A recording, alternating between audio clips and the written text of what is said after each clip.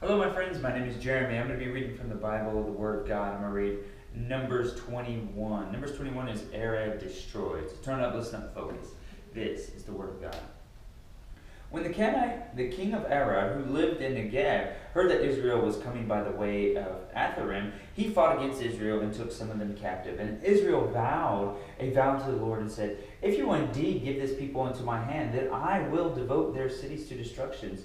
And the Lord heeded the voice of Israel and gave over the Canaanites, and they devoted them and their cities to destruction. So the name of the place was called Hormah, the bronze serpent. This would be 21:4. From Mount Hor they set out by the way to the Red Sea to go around the land of Edom. And the people became impatient on the way, and the people spoke against.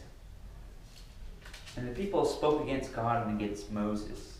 "Why have you brought us up out of Egypt to die in the wilderness? For there is no food and no water, and we loathe in their worthless food." Then the Lord sent fiery serpents among the people, and they bit the people, so that many people of Israel died. And the people came to Moses and said, "We have sinned, for we have spoken against the Lord and against you. Pray to the Lord that he take away the serpents from us." So Moses prayed for the people, and the Lord said to Moses, "Make a fiery serpent and set it on a pole, and everyone who is bitten, who, when he sees it, shall live." So Moses made a bronze serpent and set it on a pole. And if a serpent bit anyone, he would look at the bronze serpent and live.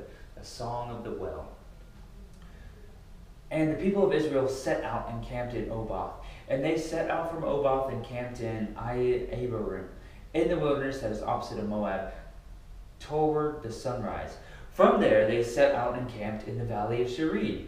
From there they set out and camped on the other side of Arnon, which is the wilderness that extends from the border of the Amorites. From the Arnon is the border of Moab, between Moab and the Amorites.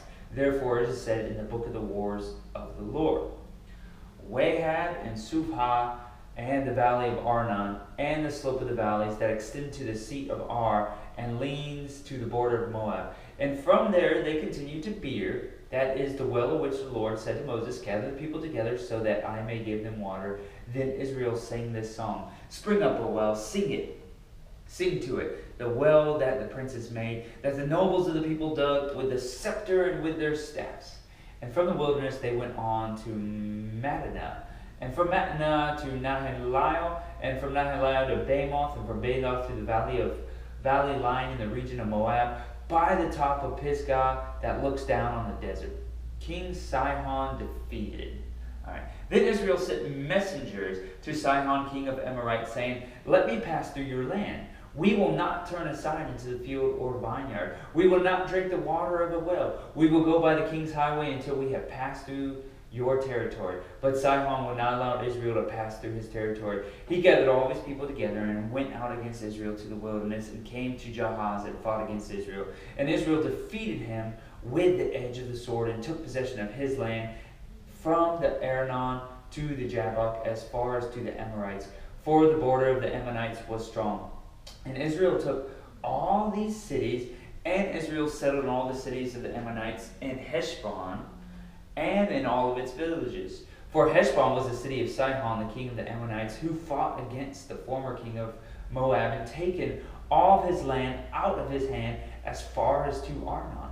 Therefore the ballad singers say, "Come to Heshbon, let it be built. Let the city of Sihon be established. For fire came out from Heshbon, flame from the city of Sihon. It devoured Ar of Moab and swallowed the heights of the Arnon. Woe to you, O Moab! You are undone, O people of Cheshmosh. He has made his sons fugitives and his daughters captives to an Amorite king, Sihon. So we overthrew him. Heshbon as far as Dibon perished, and we laid waste as far as Nephah. Fire spread as far as Medeba. King Og defeated." This will be 21:31. "Thus Israel lived in the land of the Amorites, and goes to sit to spy out Jazer, and they captured its villages and dispossessed the Amorites who were there. Then they turned and went up by the way of Bashan, and Og the king of Bashan came out against them, he and all of his people, to battle the Edrei.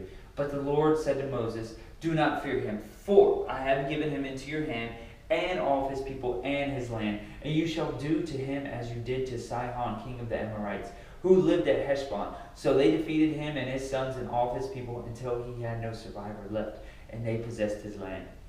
That was Numbers 21, guys.